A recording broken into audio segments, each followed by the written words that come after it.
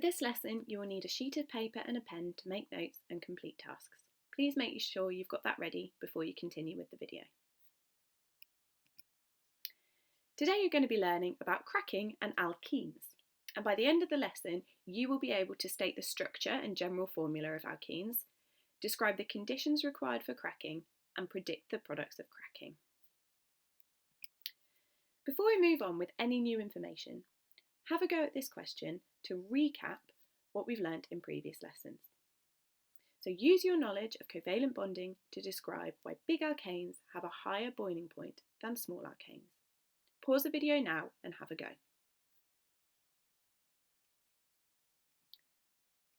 The answer you should have got is that small alkanes have less intermolecular forces, therefore less energy is needed to turn the small alkanes from a liquid to a gas.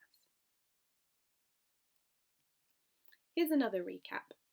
The properties of small alkanes versus big alkanes. Now I'm sure you can recall that small alkanes have lower boiling points, they are less viscous, and they are easier to ignite than big alkanes. When they burn, small alkanes also burn with a cleaner flame than big alkanes. This makes the small alkanes more desirable for use as fuels. As I've just said, shorter alkanes are in very high demand as fuels, but longer alkanes are in less demand.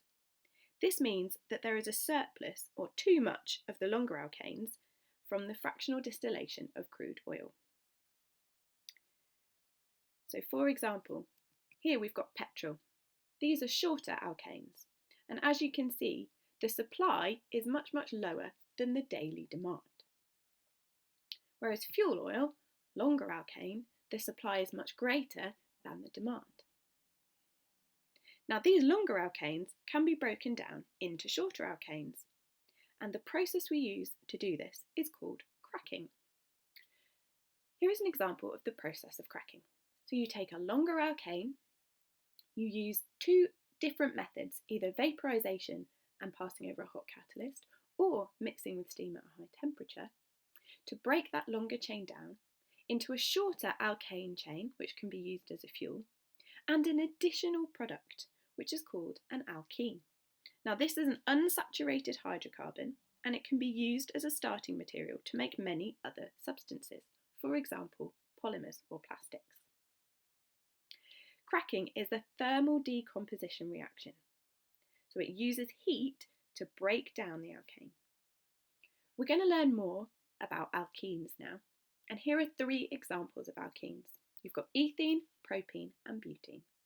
Now I hope that you've noticed that they've all got something in common. They've all got a carbon-carbon double bond.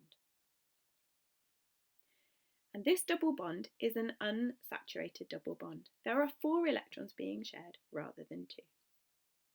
So we say that alkenes are a homologous series of unsaturated hydrocarbons with the general formula CnH2n. Now it's important that you know this. Please pause the video and add the information on this slide to your notes. Your task now is to pause the video, copy and complete this table in your notes, summarising all the information you need to know about alkenes. Here is what your table should look like. When you're drawing displayed formulas, the angles of the bonds aren't really important at this point. You're representing a 3-dimensional molecule in 2D, so it won't look exactly how it would be in real life. The most important thing to remember is that you've got the correct number of carbons, correct number of hydrogens, and the correct number of single and double bonds. Now you're going to learn a little bit more about cracking. There are 2 methods for cracking that we've already mentioned previously in the video: steam cracking and catalytic cracking. Now you need to know the exact parameters that are used for both of these methods.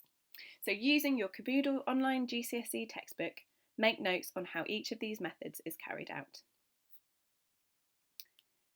That's the end of today's lesson, but coming up in your next couple of lessons, you'll learn more about cracking and predicting the products formed in this process.